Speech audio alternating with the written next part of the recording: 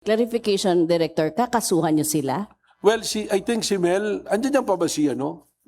Tingnan nyo, kasi para makita, baka sabihin, ipatawag nyo kung andyan pa si Mel. I think si Mel already filed a case para imbestigahan. Ako din naman, kung ano yung pinal ni Mel, sususugan ko na imbestigahan. Maggulat ka kasi malalaking personality na yung mga... ang tawag dito sa social media yung inappropriate coordinate behavior. Ibig sabihin, pansinin nyo, grupo yan, post sila, sabay-sabay, isa yung kamada nila, tirada nila. These are the things that we should address sa social media. Yung inappropriate coordinate behavior. Ay, ito pala si paring Mel eh. Andiyan si Mel, para siya si Mel Sabio, no, yung ginagamit nila ron. And to correct it, halika Mel, upo ka dito sa tabi ko. Para sabihin ko sa inyo, he is not a media personality, he is not a barangay official, he is a private individual na nakaladkad pa rito para sa para kinikwento ko lang yung nangyari, Mel, no? Before na-file mo na ba yung yung nag-file siya ng reklamo. So kung ano yung reklamo niya, sususugan ko na lang yun. Okay lang po ba tanungin si Sir Mel? Sir Mel, ano po yung sinampan yung kaso? Opo, ano po yung sinampan yung kaso? Data Privacy Act. Oo. Okay lang po ba i-elaborate lang? Kayo po ang nag-record o may nag-record na iba? Paano po ba yun? Actually, 2020 po yan nangyari. Nasa kabilang partido ako, politika sa San Pedro, 1st District. And then, so nagkaroon kami ng pag-uusap ni attorney doon nga sa telepono. So, after naman yan ng siguro ilang weeks, nagkaayos din ho kami, nag-uusap po kami. At nagkapatawaran, nanghingi din ho ako ng dispensa sa kanya. At dahil doon sa mga na-post. So, yung post ho is political. So, doon ho nag-start yan. Kaya ako ho, medyo nagulat kasi matagal na ho yan eh. So, lumabas ho ngayon, so nagagamit. And medyo affected na rin yung aking family kasi syempre lumalabas na yung pati yung pangalan ko, yung mga anak ko. So, mas minabuti ko mag-file na ng kaso. Okay na, last na lang sir from my end. Ano ang lesson learned nyo po dito sa experience na ito? Siguro, naging part na lang ho siguro ng process. Wala naman ho ako mababago doon eh. Nangyari na ho yan. Pero kami ho ni attorney, after ho niyan, magkaibigan ho kami. Actually ho, ginawa niya po ho akong industrial partner. Magkahanap buhay ho kami. So pinagkatiwalaan niya po ako. Hindi lang po sa isa, dalawang hanap buhay ho. So yung issue na ho na pinalalabas ho nila dyan sa aming audio is ako medyo nagagalit ho ako dyan. Kasi ho, affected na ho yung aking especially yung mga anak ko. Salamat po. Thank you. May tanong pa po? Hi, Direk. I'm Jay Salcedo po from Inquirer. Sir, kunin lang po namin yung response nyo din dun sa isang question ni Attorney Tolentino kanina. Sabi po niya, bakit daw po sa Pasay isinampa yung kaso against Jay Sonza? Kasi sabi niya, I quote, the alleged offended party is the President of the Philippines, so it should not be filed here in Pasay daw po on the ground that the President does not have a house here in Pasay, and then second, he does not have an office here in Pasay. So why was it filed here?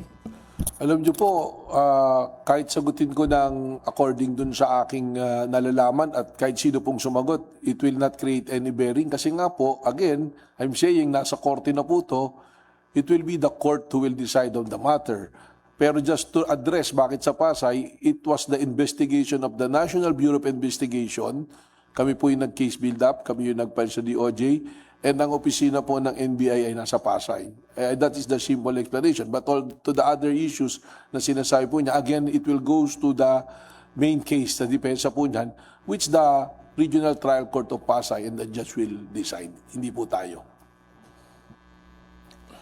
Tapos sabi po niya, parang near hearsay lang po daw yung nangyari kasi yun nga po. Again, hindi you po have ang to prove offended that in party. court. Kasi may allegation na yan, yung mga, paano naman magiging, tsaka sa akin lang, paano naman magiging hearsay. Lahat naman yata tayo, nakita natin yung pinablish niya na peke na report ng St. Luke's eh. Di ba po? Pag sinabi po, ay, ewan ko, ang definition kasi nung hearsay, sabi-sabi lang, gawa-gawa eh. Inaamin naman at pinagmamalaki pa ka ni Jay Solsa na talaga sa kanya nanggaling eh. Hi Sir, Jo Casilo po of GMA News Online. Question lang po kay Sir Mel. Clarification, sino po yung kinasuhan nyo and saan nyo po ito i-final?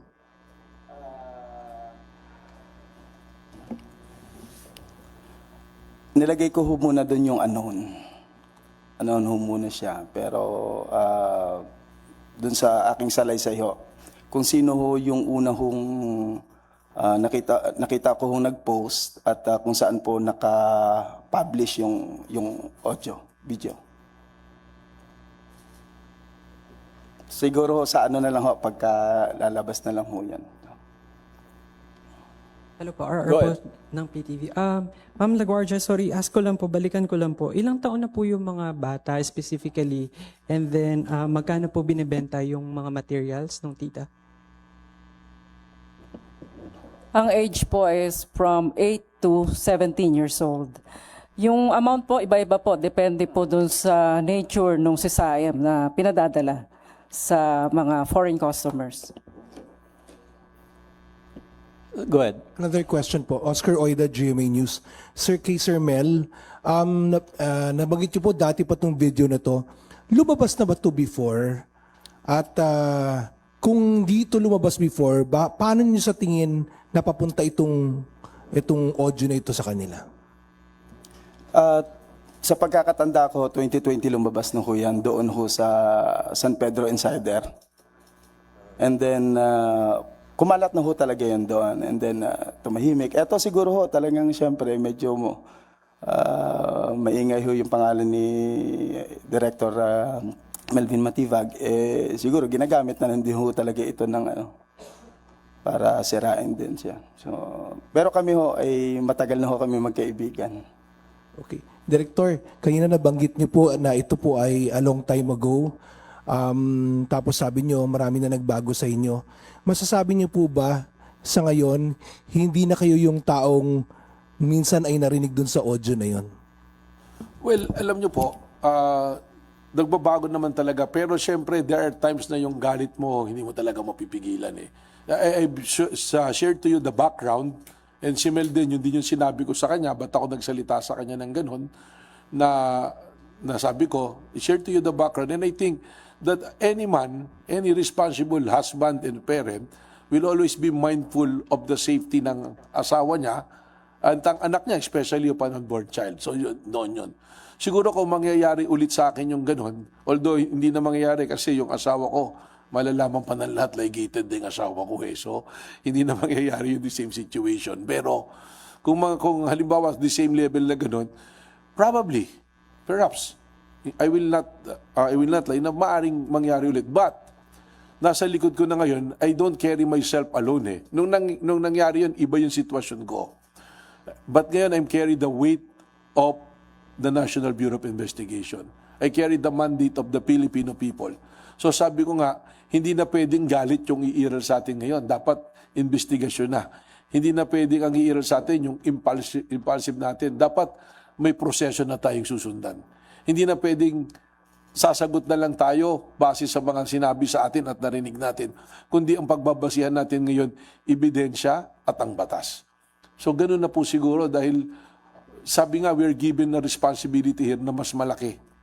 At buong Pilipinas yung tumitingin sa'yo. It's unfortunate na merong mga grupo na gustong gamitin yung one of the moment na sasabihin ng weak point in your life para itulak yung kanilang gusto na mangyari at gawin na mangyari. So, okay lang yan. Ready tayo dyan. Kaya tayo nasa National Bureau of Investigation. We are ready for that. And nagpapasalamat ako sa professional men and women ng NBI that they support me in what I'm doing. Just to mention, i-segue ko na, because I've been hearing lagi sasabihin, pag merong kang tinamaan na tao na medyo agresibo at lumalaban sa gobyerno, sasabihin political. Ako po nagsimula dito, February 19 ako in-appoint.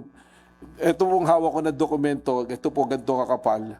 These are the accomplishments of the men and women of NBI. mula po noong February 19 hanggang May 1. Ito po ang accomplishment. 182 successful operations. Nakapile na po yung kaso, indicted na po yung mga dapat managot.